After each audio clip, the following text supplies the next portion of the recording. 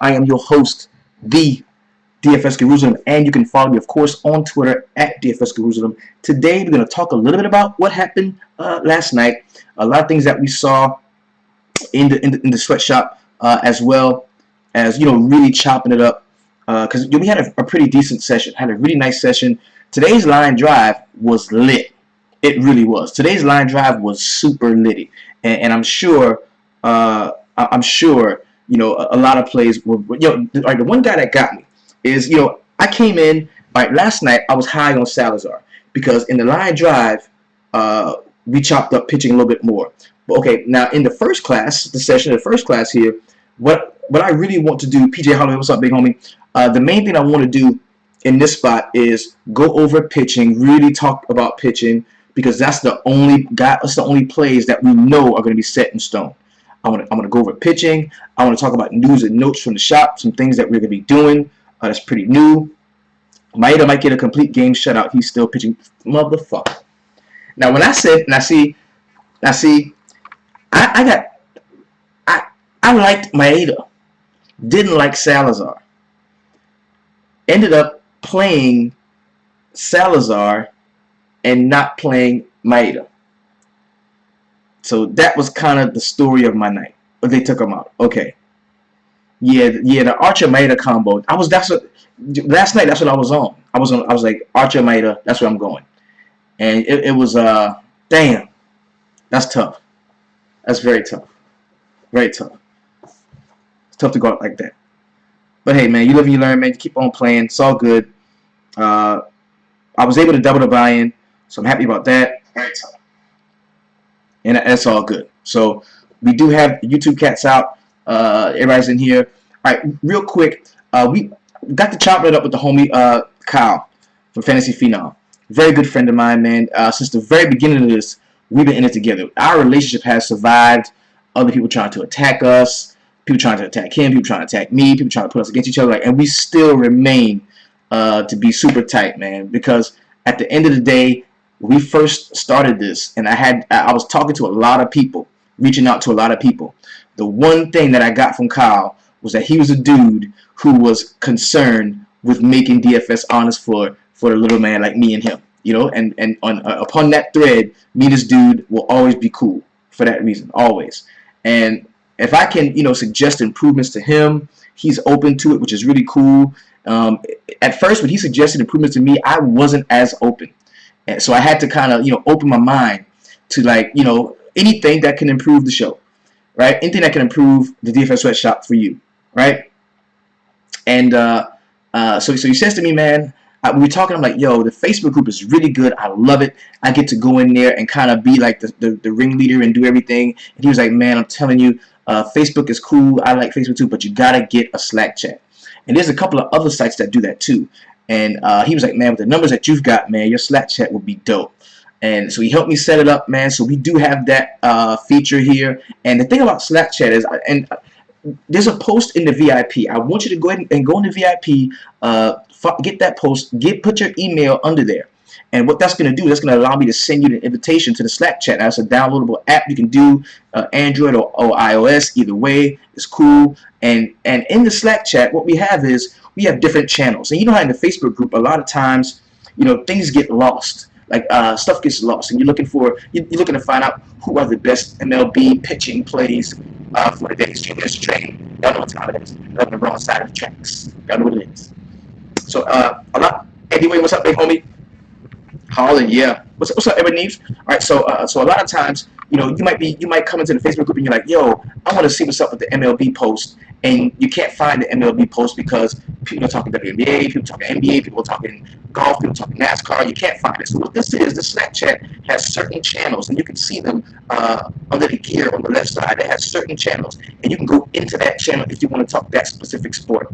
Now we're going to break this down totally for NFL because it's going to be a team Slack where we're going to have each and every team represented, because I think that is NFL. You get the most news for NFL because the games don't play every day, things don't change, so you get to build up the biggest reserve of news for NFL teams, more than you do NBA, NHL, or or MLB. You get to build up a reserve of news that you can take into your Sunday slate with you, or your Monday night, or your Thursday night. So that's why we're going to have that set up that way, okay? So we do have, we got that Slack chat rolling. We also really want to stack Tampa. Glenn D. Jr., you stack Tampa. Oh, yeah. Kaheem Jones says he got a guy that loves Slack. I'm sure if you have any questions about how to maneuver when you get in there, the guys are going to help you out. And that's how we're going to be operating it, man. So that is a page that was given to me. Well, a couple of other sites do it, man. But the homie from the Phenom, man, Kyle, man, he put me to the side. I was like, yo, anything I do to help you, I will. And I was like, and I feel the same way. So that's really good that we're able to do that. And of course, got with the homie Sammy McGlure today. Did some signing and set some stuff off. So, your boy's going to be headed to Miami. It's damn near official. So we're going to be doing that. I'm excited about that. What else is going on in the shop, man? We've got, well, as you can see right here, this is me. You know, this is me right here, Maurice Simmons, the second baseman for the Atlanta Braves. I would like to be traded to the Yankees. If you see my agent, let him know. Now, as you can see, my overall is 99.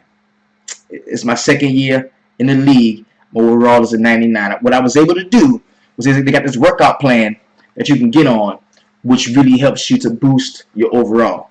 And it's performance enhancing. It's a performance enhancement that you get. And as you can see, I'm better than Daniel Murphy already. I'm better than Daniel Murphy. I'm batting about 327 with a 555 slugging percentage, 36 hits, 7 jacks. 7 jacks, okay? I got a couple stolen bases. I'm super quick, 99 speed. The fielding percentage is really nice at 965. So I'm one of the best players in the league right now. I don't want to play for the Braves anymore. I am ready to move on and take my talents to New York City. They got a bigger market there. I think I can do. I can't get a shoe in Atlanta. I'm gonna take my talents to New York City. So I'm one of the best players in the league. That's just me. That's just me. As a matter of fact, I just played Chris Archer, and I took him to the woodshed. Hit 2 jacks on Chris. 2 of these 7 jacks was on Chris Archer, my homie. So that's just what I do. You know, I hit jacks. All right. So talking about what happened yesterday, man. We pretty much everything we talked about. You're killing your RAM with the infinite paradox. It's slowing down the stream. Might want to pull up a random website. That's like computer language I do not understand. Yeah, that's like I don't understand,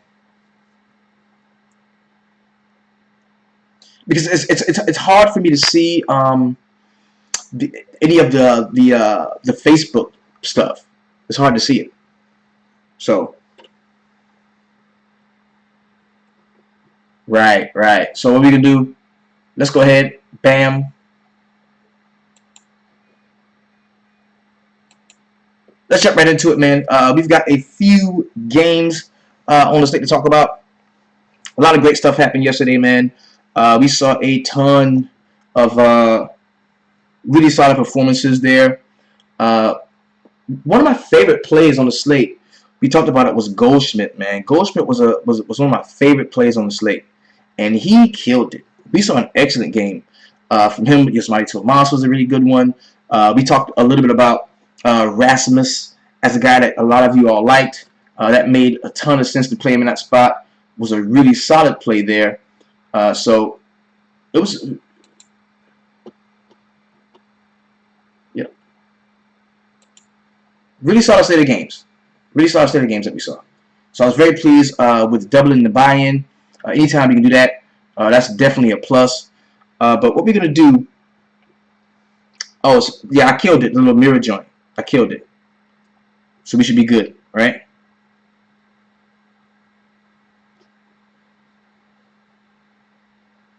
Yeah, we should be good.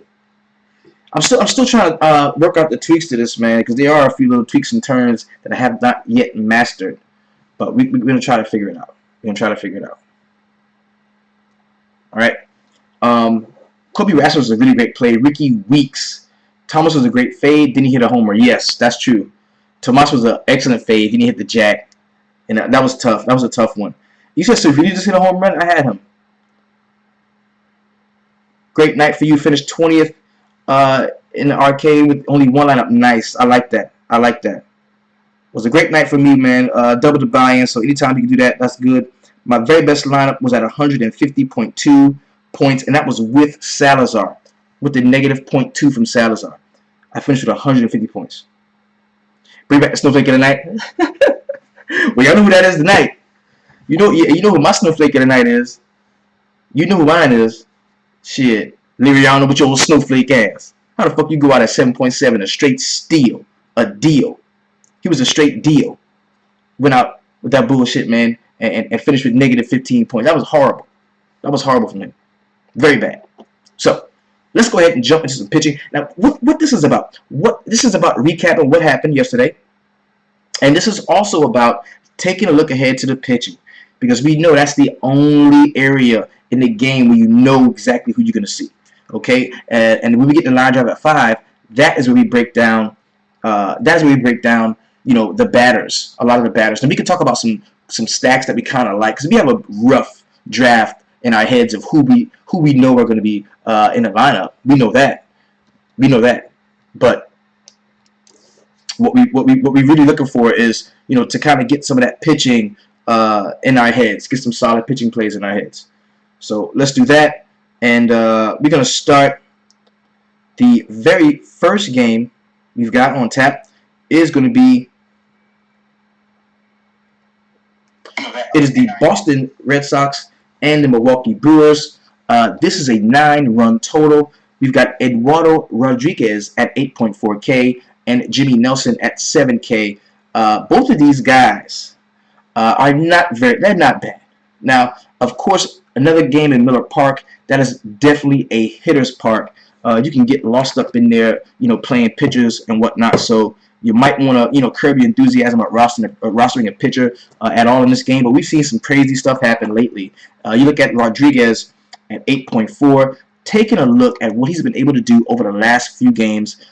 14 against Minnesota, 25 against Chicago, the Cubs that is, 27 against Baltimore, 19 against Pittsburgh, and 8.5 against Detroit. So this dude has not been playing bad at all. Eduardo Rodriguez, a lefty, could be in a decent spot when you look at some of the better hitters on that team haven't been left-handed guys. You look at Eric Thames, you look at Travis Shaw. So I'm not going to just say I can't play Eduardo Rodriguez. I'm not going to say that. I'm not going to say I can't play them. Right? He's somebody who I am going to have consideration with. And this is part of that early slate. Now, there's going to be an all-day as well. Matter of fact, let's open up DraftKings to see exactly how it's going to work. Okay, so we've got 11 games in the all-day. We got a 2-game early. This is one of the early games here. You've got the 9-game main that starts at 7:05. You've got a turbo inside of that at 8:05 with 3 games. Another turbo with 2 games. A night with three games at 9:40. And you've also got that 2-game late at 10:07.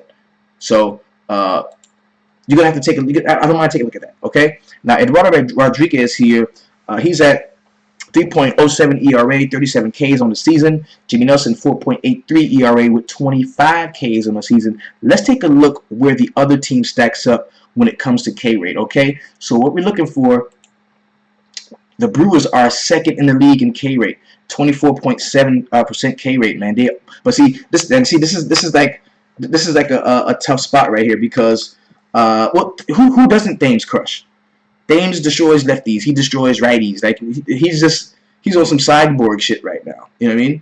And conventional wisdom says that hey, lefty on lefty is better than lefty on righty. You know. So you take a look here. And this is why this is playing with fire. This is why playing a pitcher against the Brewers is playing with fire because, of course, they have one of the highest K rates in the league at 24.7, but they also have a crazy ISO. And WOBA 0.217 is a really nice one there. One of the higher WOBAs, higher ISOs on the league, and the WOBA of 334. So you're kind of playing with fire if you play a pitcher against them. Big boomer bust. Could be solid. Maybe it wouldn't. Take a look at where the Boston Red Sox are. They're last in the league at K rate. So, I think if you wanted to attack a pitcher, man, Jimmy Nelson is the one that you could in this game. No problem there at all. Very solid, but they don't hit a lot of home runs, though. But the Boston bats have been kind of waking up lately. I can see this game, again, going for that 9-run total or better. So Eduardo Rodriguez gets the check for me. Jimmy Nelson gets the I won't play Jimmy Nelson in the spot. The next game we're going to talk about, and this game is also at 110. Okay, we're going to go. It's the Kansas City Royals and the Tampa Bay Rays. We've got Jason Vargas, the lefty, 4-1 record, 1.19 ERA, 35 strikeouts. You got Jake Odorizzi. He's 2-1, 2.88 ERA with 20 Ks. Yo, Vargas, man. Vargas, bro.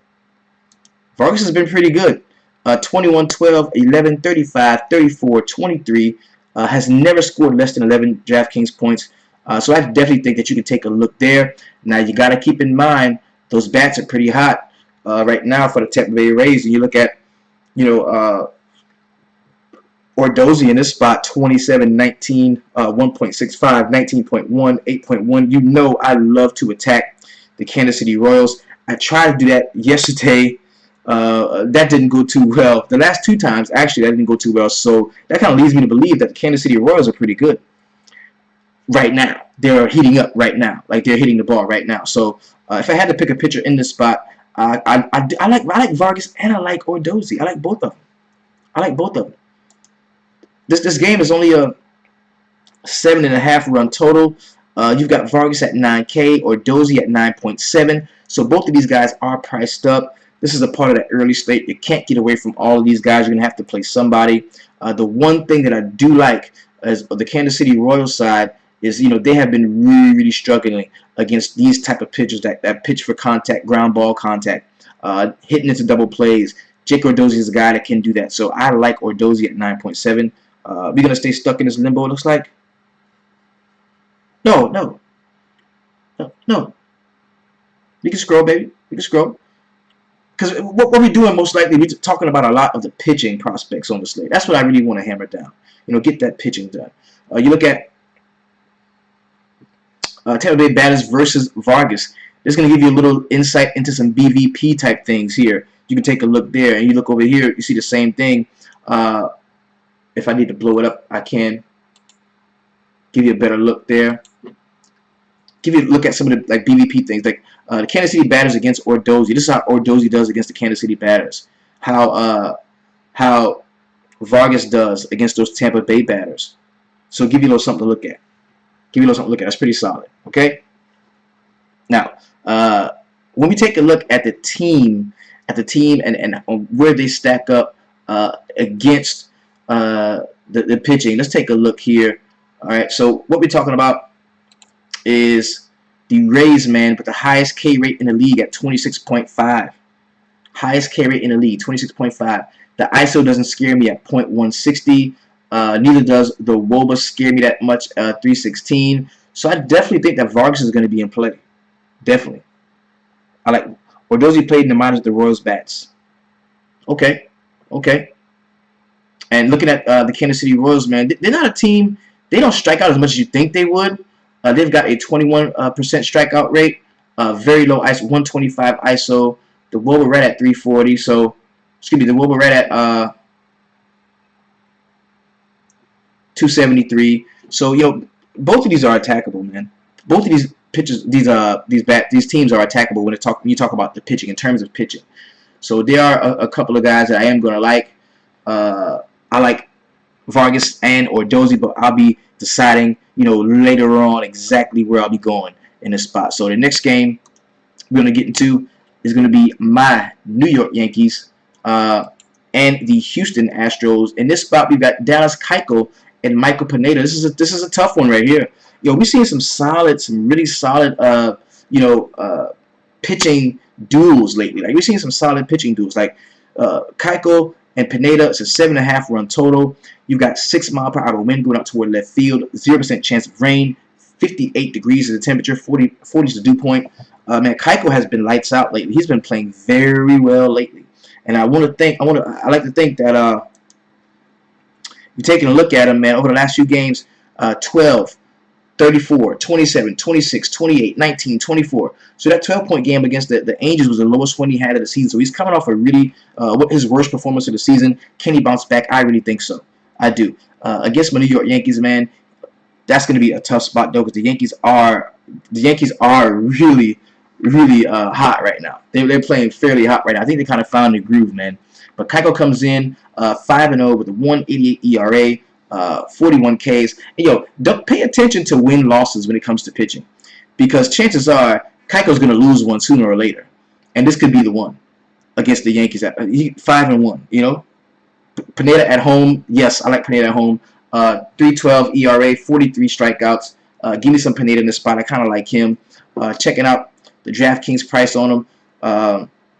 At the last few games, 18, 28, 13, 23, 40, 7.5. That was the first game that his first start of the season against Tampa Bay. We had that 7-point game. But since then, man, he's been rocking, bro. Last time against the Cubs, 18.5, when we thought he wasn't going to have a great game at all. So, yo, I kind of like it. I kind of like it.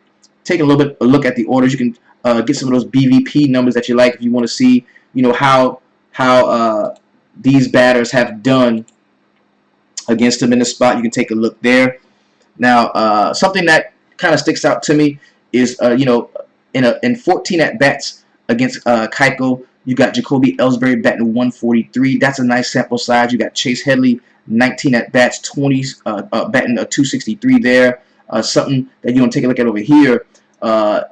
Whoever hits homers against him, man, you got Carlos Correa has a really solid BVP against Pena, but it's not a ton of at bats, only 8. And you've got George Springer, who's hit a couple of home runs against him as well. So you know, take that with a grain of salt, man. Take a look at it. But yo, I like Pineda in the spot, and I do like the fact that his price at 9.3 is a lot less than Keiko at 11K. So that's somebody that I am definitely going to be targeting, you know, at first glance as we go in, right? Oh, and there's something else I want you to think about too. We talked about this too. We talked about the BVP like against the bullpen, right? Because something interesting happened the other night. The homie Mlb DFS says, yo, this guy against some other guy has a really solid BVP, so I'm gonna play him. I don't really believe in this BVP shit, but since y'all say it, I'm gonna try it. Seems up with the BVP. So the guy doesn't do shit for 6 innings. The batter doesn't do shit for 6 innings, right? So the pitcher pitches the 6 innings, goes sit down. So the guy next time up destroys the fucking bullpen, right? So I think that'll be a valuable stat if we go and see, you know, look around and see, you know, what hitters hit well against certain bullpens. Because for the most part, they don't change, especially during the season, right? They don't change during the season. So that could be a different, interesting way to look at BVP if we take it a step further, not just at the starting pitcher, but against the bullpen of that team that he's playing against. That could be a different approach to it. So next game we're going to talk about, we are moving into the Baltimore Orioles and the Washington Nationals. This is going to be a good one in my opinion, man. This has been a solid series so far. We've got Dylan Bundy on the mound against A.J. Cole. Now this game does have a possibility of delaying or raining out. It's overcast. The humidity is 80%. 8-mile-per-hour winds coming back toward left field. We've got a chance of very light rain, an 8% chance. How many plays Seth Smith today? We talked about that. I mean, we talked about attacking Scherzer. I like that. I did like what we did early today. That was dope. Because I didn't have anywhere, so I did attack him with a couple of the Baltimore bats. So looking at Dylan Bundy, where do you find that? That's something that we need to find ourselves. Look at that Bundy over the last few games, man. You got 13, 12, 21, 25, 8, 31. He is 5-1 at this spot, and A.J. Cole is 1-0 with a 1.5 ERA, 2 strikeouts. Bundy, 28 Ks, man. To say he's won 5 games, he must be getting hella run support because, you know, 28 Ks is not a ton. So, I mean, that's not a lot. To say that this guy's 5-1, so he's been getting bailed out a lot, getting some run support, man. So, you know, Dylan Bundy has been having a solid season so far, and I don't think that you have to fade him or run away from him. Because, you know, in this spot at 7.5K, very solid salary saving option, in my opinion. We've got so much high dollar pitching on the all-day slate. This is a guy that if you're playing all day, you can take a look at Dylan Bundy. I don't have a problem there. Now, A.J. Cole, on the other, but you got to know, you're going against Washington bats. That's the only problem. You're going against Washington bats. And you're looking at, you know, the usual suspects, looking at Murphy. You're looking at Lynn. You're looking at Bryce Harper is not playing. Is he on a DL or something?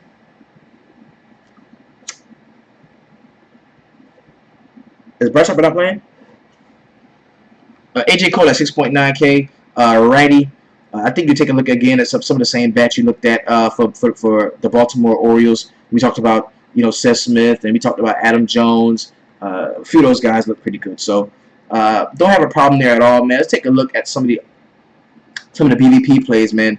The Washington batters versus Bundy. Not a big sample size we see from any of these here. I think because it's interleague play, that's the reason why they don't get to see each other a lot.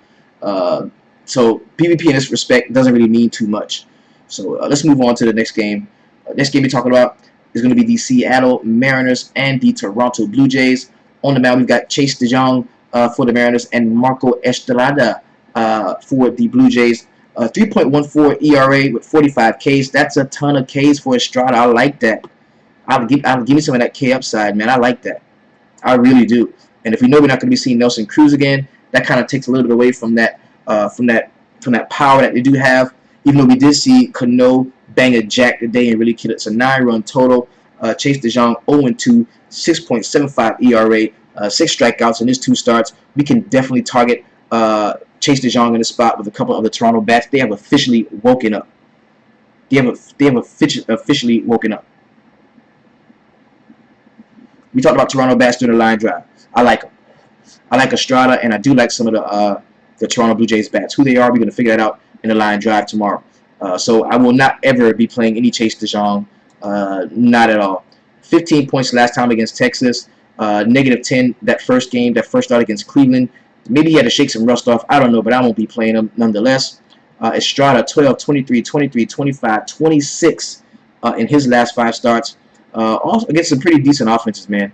Baltimore, Boston, St. Louis, my Yankees, Tampa Bay, all some pretty decent offense. So Estrada's been fairly decent this year. Seattle has still been mashing righties. I can dig it. I can dig it.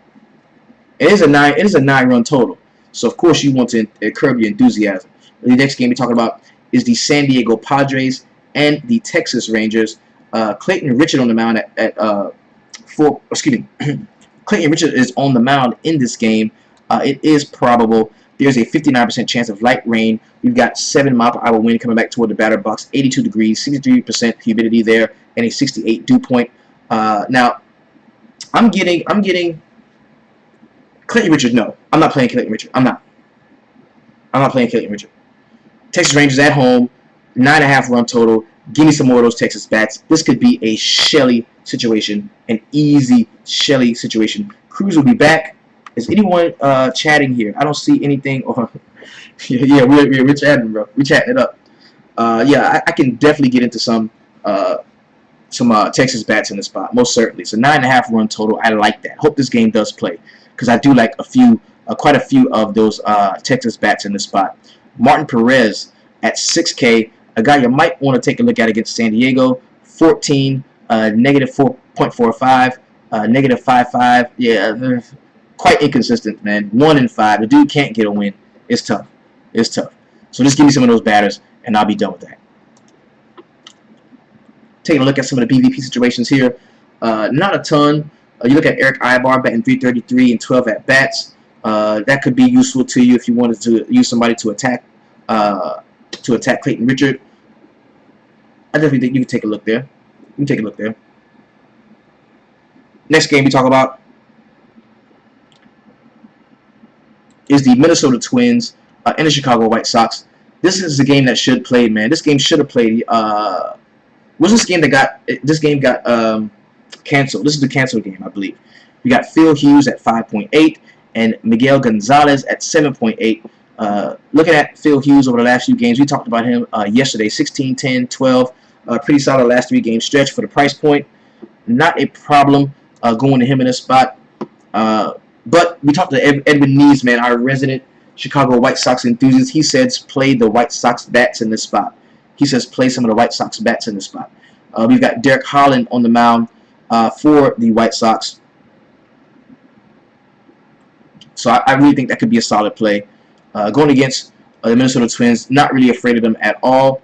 So I've got no issue playing him. I kind of like Miguel Gonzalez in the spot. I do. Next game we're talking about is the LA Dodgers and the Colorado Rockies. Good God. Colorado, Coors is on the slate.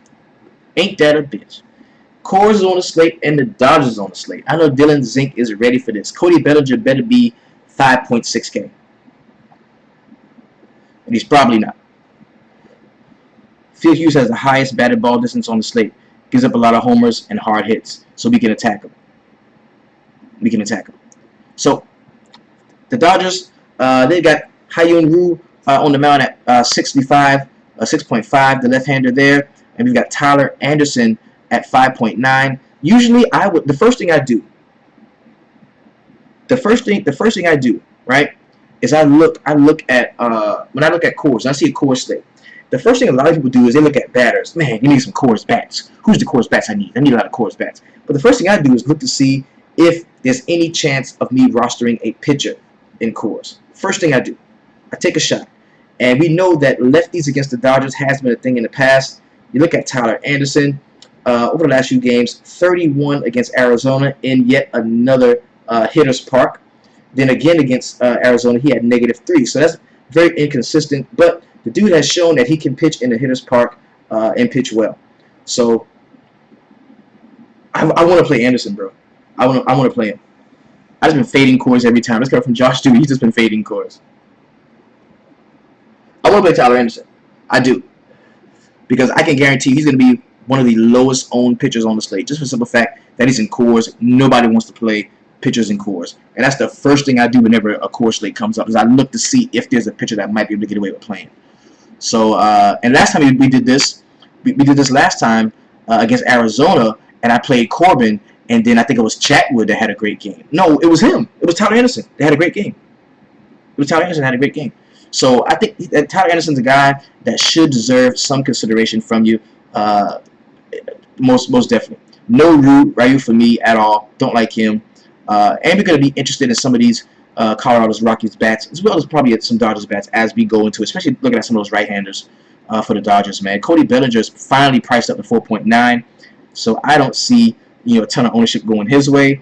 Just got a word. Kevin Vu says that it seems like Arenado's going to be a lock for him. Anderson's only 5.9. If you get your 15, you're set. That's right. And that's the outlook. That's the outlook. Because if he gets you 12 to 17 points, you're good. If he goes ham and gets you 25 at 2% owned on a 9-game night slate, you're really good. So that's a guy that I'm going to have some consideration in checking out. Some of the batter versus pitcher stats we got here. The biggest sample size we can look at is Gerardo Parra against Ryu. Batting 222, 18 at bats. That's not good. And on the other side, we got Corey Seager batting 333 against Tyler Anderson. Did hit a home run against him. 15 at bats there. Not a large sample size, but that's just enough. Just enough. So I'm good. I'm good with that.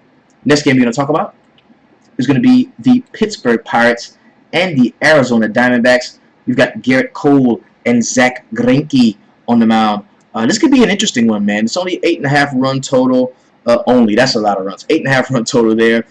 We've got 8-mile-per-hour winds going out toward right field. 25% humidity. 92 degrees in Arizona, bro. Chase Field is hot as a bitch. 51 dew point. 0% chance of rain, so the game should play without any incident. Of course, we got Garrett Cole at 9K on the mound. Had a very solid start out last time. We're going to open it up and take a look at him. 314 with 42 Ks. Pretty solid ERA and strikeout. Greinke, same level, 3.09 ERA with 47 strikeouts there. 27, 19, 30, 20 were his last 4 games, talking about Garrett Cole. So the dude has been pitching pretty well lately. Now you got Greinke at the crib, and I want to take a look at his home road joints just to see where he's been doing his damage at. Now in Colorado, Greinke went off for 26.15. Very big pressure, right? And that was in Colorado. Now at home, 19 is the most he's scored so far this year at home. Now he's pretty consistent. Excuse me. 33 is the most he's scored at home. So he had 26 against Colorado in Colorado, 20 at home against Colorado, 33 at home against San Diego, 26 away against San Diego, and 26 at home against Cleveland. So Greinke at home is pretty decent. I would. The Pirates can hit him. I can get behind Greeky coming from Jeremy Ladd. Uh, okay, I can dig that. I can dig that. So take a look at some BVP numbers. Arizona batters against Garrett Cole. The best we see here, and we're looking for the biggest sample size, is 11 at bats from Paul Goldschmidt. So Goldie has not really been able to get a hold to Garrett Cole. So that may be something that we can take a look at in this spot. Looking over here at the Pirates against Greinke, you got Andrew McCutchen in 14 at bats. Did hit a jack, got an RBI, and is batting .429. Could be a guy that you can take a look at and target. Greinke has been good in all these hitters' parks. Yes, that's true. That's very true. Greinke has been quite solid, even though he's in a park made for the hitter. So this game we're talking about is the Detroit Tigers and the Los Angeles Angels of Anaheim. You got Mike Fulmer on the mound, 2.77 ERA, 3-1 is the record with 35 Ks. We got JC Ramirez, 3-2, 3.74 ERA with 33 Ks. So these guys are pretty much neck and neck in the spot. Taking a quick look here at the game, we've got 7.5 run total, 8 mile per hour wind going out toward right field, 66% humidity here. It's going to be a clear night, 66 degrees, and 55 is dew point. Now, Michael Fulmer is priced up to 10.5K. Looking over his last few games, 32 against Oakland. That's to be expected. 8.7 against the White Sox, 26 against Minnesota, 21 against Minnesota again. So not hella consistent, but nah, I'm not doing it. Zone is a good contact team, though. If you make contact on Garrett Cole pitch, it could go 400 plus coming from Jake Nolan. I'm not on Fulmer. I don't like Fulmer in the spot. JC Ramirez against the Tigers. Over his last, now he had a couple of good starts in a row, like 3 good starts against Texas, Oakland, and Houston. And this was before that Houston game where he only scored 8.9. 26, 27, and 19 in that 3-game stretch. A couple of games were away. That one against Oakland was home where he scored the most, 27.35. I don't mind Ramirez in the spot. He's interesting. Joshua Dewey finishes my sentence. He's very interesting to me. As a pitcher, a starting pitcher too. I kind of like some Ramirez in the spot. I can get behind it. Checking out some BVP, what hitters have done against this specific pitcher. Now against Fulmer, you don't see too many great things against Fulmer here. Not a lot of at bats, so that kind of is out the window there. Same thing with Ramirez in this spot, so you can't really lean on that too heavily. Next game we're going to talk about, in the last game on the slate, the late night hammer joint, is the Cincinnati Reds and the San Francisco Giants. We've got Bronson Arroyo on the mound for the Cincinnati Reds. 3-2 record, 6.53 ERA with 22 strikeouts. You got Ty Blatch, 0-2 with 5.66 ERA and 5 Ks. Yo, this better be like a 10-run total. It's an 8-run total. It's an 8-run total here in the spot, man. Bronson Arroyo has not been as bad as we all said he was going to be this year. Last game against San Francisco, he scored 16.4 DraftKings points at 6K. The best game he had all year was against the Cubs, believe it or not, 25.7 against the Cubs at home. So, and the game in between that, sandwiched there against the St. Louis Cardinals, man, they kind of woke up on him. He was priced down to 4.7. He only got negative 0.4 points. So I am not going to be playing Bronson Arroyo. The tough thing about that is, San Francisco sucks so bad. They've been hitting the ball so bad lately that it's kind of hard to even as much as I want to attack Arroyo with a lot of the San Francisco bats, I just don't know if I can do it, man. I really don't. I don't know if I can do it. Look at that Ty Black. In his 3 starts this year, negative 16 last time against this very same team, the Cincinnati Reds. So you know what that means? Fire up the Reds. Give me some Reds, baby. All the Reds I can handle. Pour them on me, baby. Let's go and take a look at some of the BVP numbers here. Now, Cincinnati hitters against Black. Haven't seen him a ton, but in the short few strokes they had, man, they tattooed him, man. Dude got it from everybody. I'm talking Billy Hamilton batting 1,000 against him. You got Adam Duvall, 667 against him. So I like a lot of these guys. I'm all good here. I'm all good with some Cincinnati bats. San Francisco. Now you say they woke up today, man, but Hunter Pence didn't do shit, and he has not hit Bronson Arroyo well in the past either. In 13 at bats, 154 is there. Buster Posey, 15 at bats, 467. That's pretty solid there. And Brandon Belt at 14 at bats had 429 against Arroyo in the spot. So those are a few interesting PvP plays you may want to take a look at. But for me, man, it's just tough playing those San Francisco Giants guys. It really is. It's tough playing those San Francisco Giants guys. Keep in mind, yep, the last game was in Cincinnati. That is very true. This game is in San Francisco, which is much more of a pitcher's park. But still, man, the believer to today. So I do like Rodriguez in the spot. Take a look at Kansas City, Tampa Bay. I liked both of these guys, but I think Jake Odorizzi is going to get the nod for me, just because of how well the Tampa Bay Rays have been hitting recently. I mean, they just hung up like 13 runs last night, so that's a spot that I'm going to be going in. I believe. Next, we're talking about the Baltimore Orioles and the Washington Nationals. It's hard to target the national bats with a guy like Dylan Bundy, but the price on him is fairly solid, man. And he's getting that discount, man. He's priced at 7.5. If they go out and don't score a ton of runs, he may be able to take a shot at Dylan Bundy in the spot. I mean, he's been playing pretty well lately. Next guy I like is Michael Pineda. Not really on Dallas Keuchel. I think that being that left-hander, maybe we can see some power bats from the Yankees, guys like Aaron Judge. Maybe some Matt Holliday. Really make them pay, man, and take them deep a couple times. So I'm cool. I'm cool on Keuchel. I do like some Pineda in this spot. Next game we're talking about. Take you DeJong. Give me some Estrada in this spot. I think Estrada is a guy that we can definitely take a look at here. San Diego and Texas. I don't really like either pitcher in this spot. I think San Diego can score some runs in this game. Mark Perez, no. Guy can't catch a win. I like the bats in this game more. I like the bats in this game way more. So no pitching there. Minnesota and the Chicago White Sox. Derek Holland is a guy that I am going to have some interest in tomorrow. I really am. 2.02 ERA with 30 Ks. I can get some of that. No Phil Hughes for me. The Dodgers in Colorado. We talked about this just a second ago, man. Tyler Anderson's a guy who's definitely gonna be a part of my pitcher pool. I kind of like. I like Tyler Anderson in the spot. Pittsburgh, Arizona. Garrett Cole and Greinke are going to be guys I'm going to have to sleep on. I'm going to have to go to bed and sleep on it because you look at those Ks, man. 42 Ks. That cover up runs. The 42 strikeouts and the 47 strikeouts, those do cover up runs that may be scored.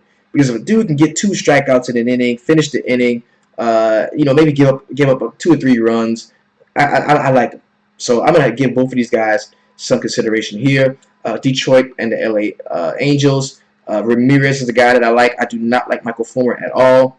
And the last game on the slate, you're talking about Bronson Arroyo and Ty Black.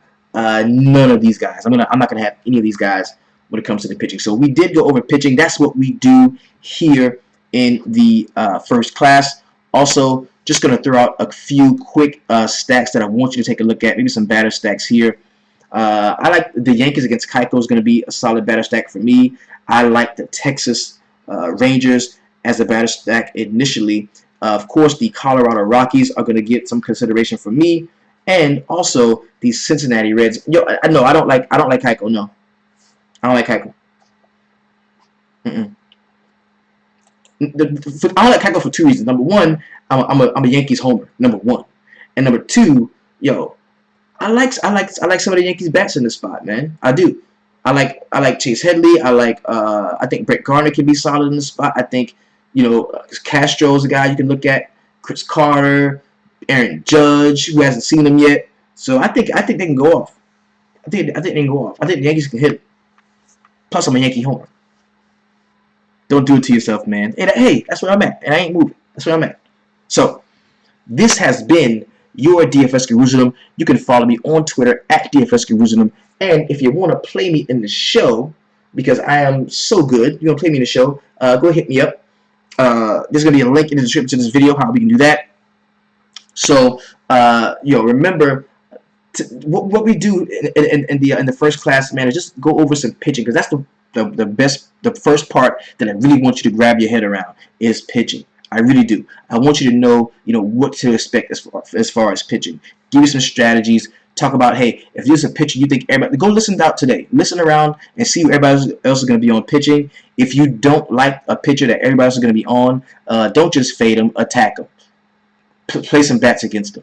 That's how you really separate yourself and get to the money. So This has been your DFS Jerusalem. You can follow me, of course, on Twitter at DFS Jerusalem. Signing off for the night. Telling you, the number one thing I want you to do in the sweatshop is go out, throw them bitches in the main, and keep it 300. Peace.